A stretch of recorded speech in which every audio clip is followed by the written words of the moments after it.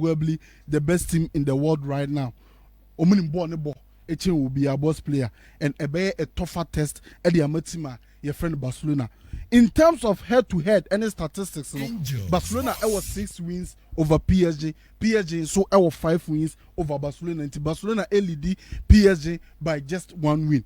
But boss player, also the last 6 matches between Barcelona and any team my friend PSG. Boss player Barcelona to me we need 2 pair and Omalusu 3 and Omabo draw 1. It's a choice of Barcelona and last meetings, and Shada and yet and Famomo and see a narrow crowd about the last 3 meetings are Barcelona and young Winibi and Fentia team and friendly PSG. But Barcelona has said a more good home record in the last 7 games, at the Montjuic in particular, able to me Abuomo, I'm to me win at the team and friendly PSG. And PSG Super has said a more fantastic away record in the last 2 matches of Mobotia Barcelona, and also to me push you Amomania a win over team and friend Barcelona. It was PSG. My last 2 away matches against Barcelona, Lusubi, winning and wins, about with the score line of 4-1, 4-1. So almost Barcelona now a 4-1, 4-1. The last 4-1 and a red card by a Rahu free game, no my Danny game no after Sana Barcelona a 2-0 lead on the tie no. It's a Barcelona for a very careful matching. But boss player match Spice na a woman no akwa because of the injuries to both sides. Who hate my friend PSG. Boss player the leader in the back line in the shape of Marquinhos out. The front liner a Champions League that is Dembele, Doué, Kvaratskhelia. Boss player also out. Osha Barcelona and so almost starting goalkeeper in Juan Garcia out. Almost left back a boss player Alejandro Balde. Boss player also out. Fermin Lopez Aguablona more inform number 10 team so compare no to Omo and Drew Fernandez no more makana Fermin and Kawo form power boss player on also anyhow and Rafinha boss player the amount goals contribution power Champions League last season boss player on also anyhow it's injuries out to both teams but what pay the injuries by affecting the part there Obaka say team a friend PSG because midfield trainer almost free injury and ever for team a friend PSG. It's injuries boss player as a mass price of the game ako form kakra but still now a tough clash between team a friend PSG and team a friend of Barcelona. Ye remedy a tactical subplot near share a normal a be decided game. What's your press conference now? Adia and our phrase be echo throughout the press conference. The batch over to me at Johnny on Facebook. Angel FM Kumasi 96.1. Angel FM Kumasi 96.1. Oba obet me a drop your comment or a yes, ye room Champions League in Impa. Governor Yenko. In Komodi a course our press conference between the coaches and players or more accompany coaches in a bako. Phrase in a year. Both teams don't like chasing the ball. Both teams don't like chasing the ball. Just a teams in the one person who be born, one person who kura born. Teams in the they are built on say be dominating games and no one never suffer. It's they like controlling the ball. It's wow person who win you have to control the ball. It's control very very important in this game. Control very important in this game. So what's your press conference now? Sa phrase na sa sentence na makano. Luis Enrique Kirby, Hans Flick Kirby, Pedri Kirby, Ashraf Hakimi Kirby. And you know, say these 2 teams they are identical in terms of how one person will dominate the games. They dominate the games by controlling the ball. It's a dear kukruano and then who be here pa. Yeah. And a kwambe so na sa dear kukruano over to me a dear kukru. Be a friend of Bo Kukrua. A Bo Kukrua order. What's a dear kukruan born. Yes. And then who be here? Okay. A dear kukruan who be here pa. Wow be kuracha no. Wow be kuracha be my young chance of fun. Boss player a bet me amount be 50% chance of winning the game. Break game ne down ha. Boss player see a share control na and no ma be na be ma control no. These are 2 teams so almost pressing intensely. Almost pressing high with intensity. Almost pressing giddy. Now Bobo on the charm no control game no. It's pressing a very very important. Now Osha PSG they can press with the +1 -1. Meaning say a striker can be lead press no man an additional man on the back line. but Barcelona no they be person oppressing in a man-to-man fashion. Eti Barcelona pressing in a man-to-man. PSG can press in a +1-1, but Nipana or PSG team nima. Omo that advantage in the press. Dembele no ni ho. Dembele ni ho. Dembele ability in directing the press. Ne pressure na or the battle so no. Ene oni ho. It is the Goncalo Ramos ne be lead press na. Obetumi Dembele adwuma na na. So want to me anye Dembele adwuma de ene yes Luis Enrique enso ko full pack man to man. Enya de e new de mano. Otako. But se Dembele o ho aya no person ko ne +1-1. In the Champions League final na Dembele o, but the duel ka Dembele ho omo ko man to man. Eti PSG going man to man enya de foforo. It is a man-to-man presses me and never share there. A quambe soon of both teams. I don't manipulate these man-to-man presses. You pay particular attention to the fullbacks game with Ashraf Hakimi and a branch of friend Nuno Mendes, Kunde and Gerard Martin. Pay particular attention. Our mummy and so and our man so. So with team as Shabon every goal kicker. So Nuno Mendes and Ashraf Hakimi. Boss player ombe to me bypass or personal by carrying the ball. Omo carry ball no mo dey atwon no mo dey ba. And Nuno Mendes the last game no or averaging 5 dribbles for a left back. Eti wo ni pa na wo kwa press Nuno Mendes no. Obe to me age ball no atwon. Otwon or they carry adiaba and Makacho says wo carry ball na e beat presses pa because it me draw nipa at the ball no. Na a creative extra man no and a free man no e baby. Ashraf Hakimi nso betumi ayesade ni pa ono nso betumi akari no the ball no atwon. But ade ba ko PSG saye ni ye ni say they pass and move. Inter Milan they ade wey ye Barcelona pana Barcelona ntumi. They pass and move. Ade a Emma Barcelona ntumi pass and move ni say oppress ni pa no na ni pa no pass ball no move ya on follow pressure no. It's what person now moving instead of say kwadi America be di ni penalty no gina ho and particularly nipa de we tire no Lamine Yamal so share against Inter Milan Libya the moment Barcelona ever pass e de ama di mark be moving no Lamine Yamal will not follow Barcelona because any him say Barcelona press from out to in. It's a very very important edema Barcelona. Nuno Mendes, Ashraf Hakimi, the ability said they will carry out of the 1v1 pressure. I know more pass and move no. A bit to me distracted Barcelona for a man to man. It's a Hansi Flicker. A Kwamba soon abe pressing. Will you press in your usual out to in with fullbacks on fullbacks? And now so started Ferran Torres. What did Dan Omo Bekan home? No mummy and LED pressure no. Send a bear or wingers in to me tracking PSG fullbacks nana. A very very important detail at the team friend Barcelona. Osha PSG so pressing now almost man to man. Barcelona bet to me and Madrid said they will exploit the 1v1 advantage. Ombenya our PSG backline also. And enya dey new at the Barcelona. Barcelona build up no omu to me you know ma create a lot of artificial transitions. Me say artificial transitions in me magic ball no and I make ball counter attack. Normal counter attack ni enim no. Say obi na kura ball no lusu and I make ma fa and I make ball counter attack. But artificial transitions no me kura ball no and I make the ball counter attack and a kwamba so na me no me draw out. No ma creating space, no ma hitting space, no. That is Hansi Flick's Barcelona in the build-up. And a problem Hansi Flick go against Barcelona philosophy of not using the fullbacks in the build-up.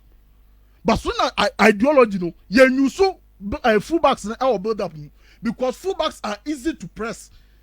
But Hansi Flick, you so sa knowledge way, and now they buffer man for pressing. It's obo the man fullback now. No, I draw a press in the about white area. Now Lewandowski and now number 10 be a drop it. No, my passable no Eddie Amano. Or G I know about Subana Barcelona movie. It's a quite Barcelona for Super Faso Eddie Breaky to my friend in Newcastle. PSG for a pressing San on Bayan against Newcastle AC. It's an MSS. A two-shot image now against Bayern Munich. Bad the G, I'm not draw about 4 players at the about that right hand side. Space Kakaka and the 30. Lewandowski Baji Yano Banso Bono, Edema Pedro to Femi, or my hitting space, no artificial transitions. Against Atlanta, the same thing. Body, Eji Yano, or draw Atlanta pressing, Lewandowski drop it, or bought to space in my Rafinha, artificial transitions. That is how our Barcelona for Ayomo Bodapno. They use the fullbacks. Fullbacks are easier to press. It will be why you say over such a wide trigger. why trigger now was sat no the nipa bebre be ko say de be trap no sa nipa na wo de kon space baba be do machi sa space na be do machi no obi be drop ya ba space ni ne abobo no ama no oje ball na no obo e de ama obi na Barcelona hit space na behind your back line no. But and Barcelona be miss Firmino and Rafinha, 2 players are omo direct with their runs senko mumu wo ma so omo je ball na omo be run e de for back line echi ama ke abobo na amomo but se omo ni ho. It is a Rashford, AS Edgeman, S. Lamia, AS Edgeman, Safaran Torres, and Baba, boss player, S. Edgeman. It is out to me for pressing now. Who control now open, obey to me.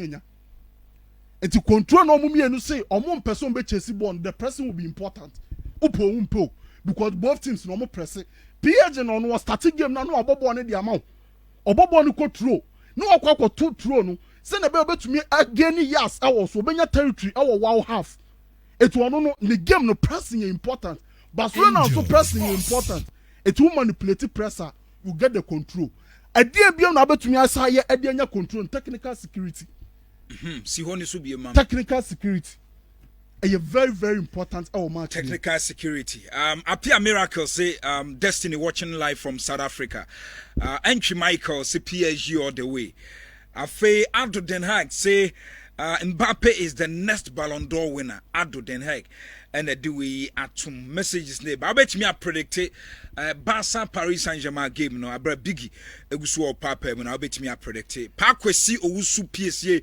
Barca should win today. Parkwesi Owusu PSG on Facebook. We say don't summer please. WhatsApp number for us. Yes. I do bet to channel no. You bet sign SSU be media amount. To bet me about Facebook. Oba bet me I predict Barca against Paris Saint-Germain. Yes, technical security. Boss player, a him fan as our technical security a war. Angel. And a him fan as our battle very important. The midfield. 2 teams in the midfield this no. A midfield this are omutumi kura ball no. Omutumi control the rhythm of the game. Frankie de Jong, Pedri, one side. Na Vitinha, Fabian Ruiz, John Neves on the other side. Say omumu bien to me ama. What is here Emery? Boss player also another technically gifted midfielder. It is how hono. Who ben who born kura. What yam o my indisposal on term no. And I want so bet me out of a presser. Say a presser wa. Obet me very pressure no. Above one more team no any control. Because our presser now chichena on presser biom. It is our technical security in the midfield one. And very, very important. Controlling the game. Unlusu ball ni bebre. Obe who read them no. Send a ball no any direct and farmer team no. Boss player very, very important in the game. And sad security no. Midfield no and the bema both teams no. It is a midfielders no. And farmer team now boss player they will be losing the control. It is a Frankie de Jong and Pedri. My party no. To say they against Newcastle, mo bad ma Barcelona na. A bad thing they ma Barcelona. 17 and Fabian Ruiz, John Neves mo. I'm to the party. I'm for my PSG. A bad thing they ma PSG mo say. I'm to me control game no. It is not just about the person and the more control, but on midfielders no. The technical security, the ability to hold on to the ball, the ability to control the rhythm no. But play very, very, very important. Our game win. It's in terms of say. Omu controlling games no. These are the 2 details are about to me defining hono. Now yamra baby ababo no. The attacking systems and the attacking strategies. Aha, and oya Barca fana.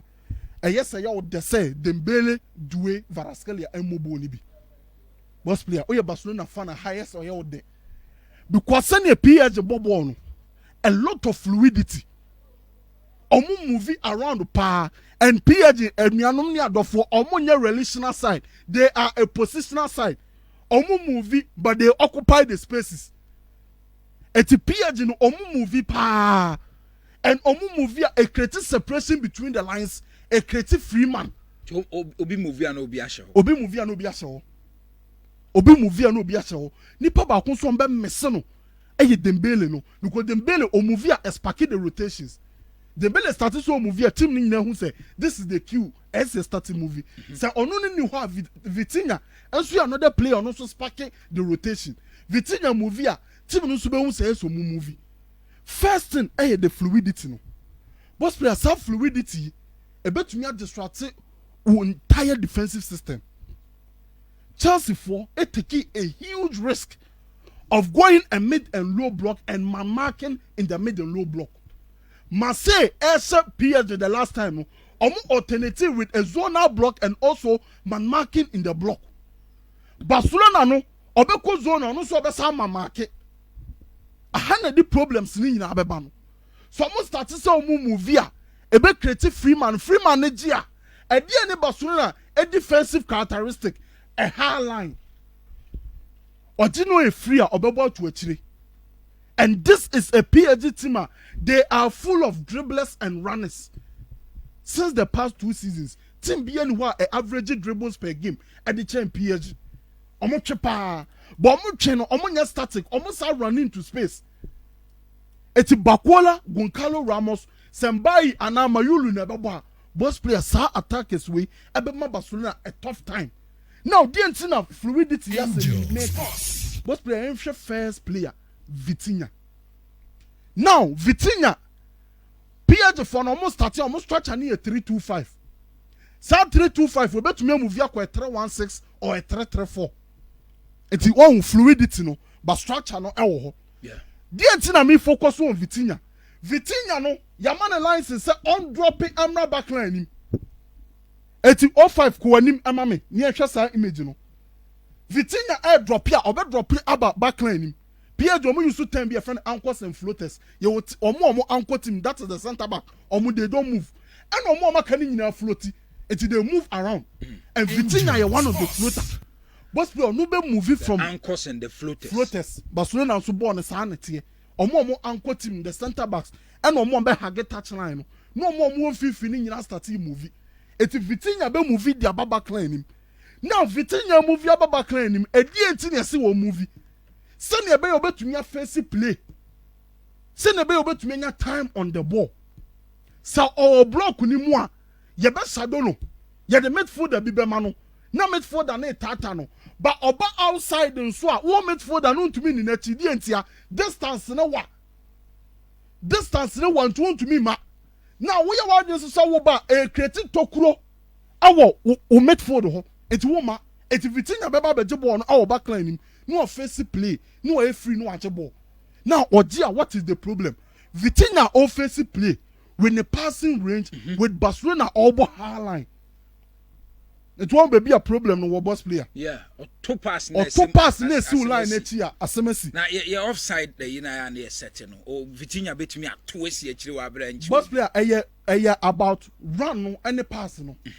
So run and run from a tree. So time in the year no. And Bakola obetumi running, obetumi 2 meters behind the line because of pace. Eti ocha almost send omusi ball na. Bakola no pace. Eti obetumi man just 2 meters. Obetumi running behind 2 meters behind the back line. No. Oko. Eti 05 kuachi mam na Vitinha passes ni bi. Oje ball na boss play oje ball na offensive play. That match not start running for an elbow with the high line. Oje na Varaskelia esha sese or running in behind. Vitinha pa no de see achire. It is have Vitinha na all ba ho no. Say the Pedro man say on shadow na oba back line ma Pedro want to me ni nachi.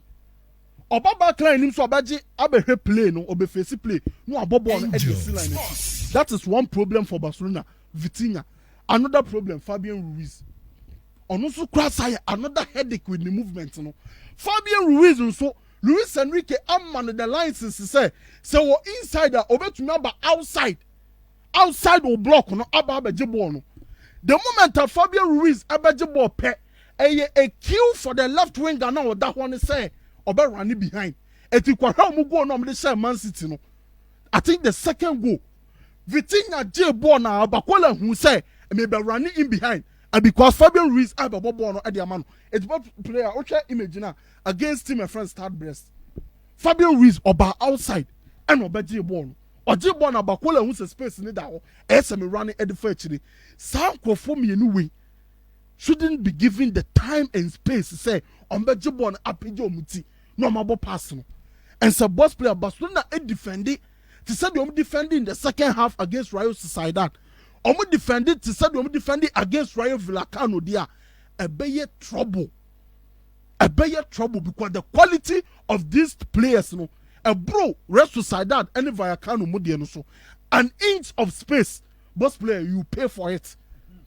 Angel. An inch of space ube trianka because of form quality ne ekura it is some movement of the midfielders no boss players Barcelona for no ehwe ye PSG so epe wide overloads and to share boss play against Sociedad Christian Barcelona for defending na share the amount of gaps are in that defensive system or say about high line player need face play without any pressure. One issue no connect image mami against rival Vallecano, no pressure on the ball, player need face play, no about the CH. You can't be doing that against PSG because the quality no on the how I doing totally. And these are two important details as Barcelona for here. PSG for so almost overload wide areas no. Overload quick combinations. No man switch the about left. Wide overloads no more tie on right side.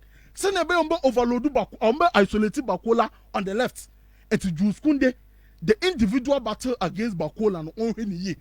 Or we need some individual battle now. About what team and friend Barcelona year pa.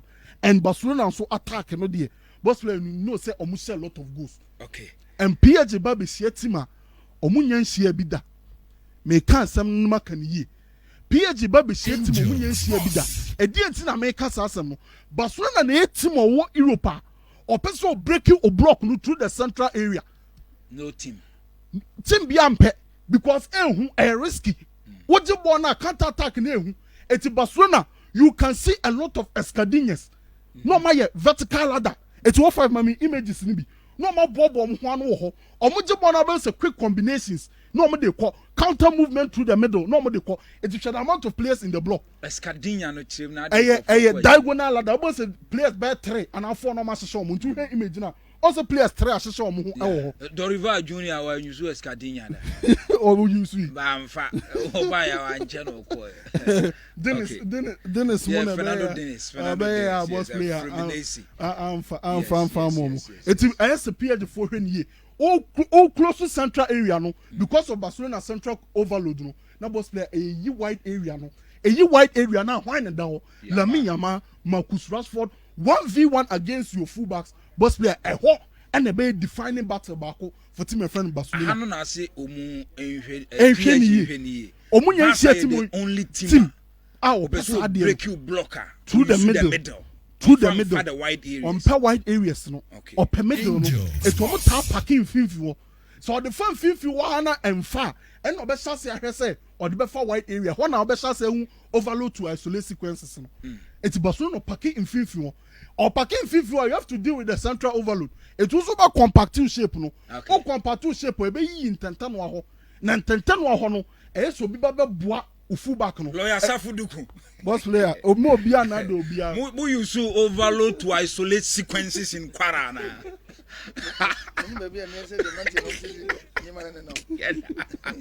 Yeah, town the amount.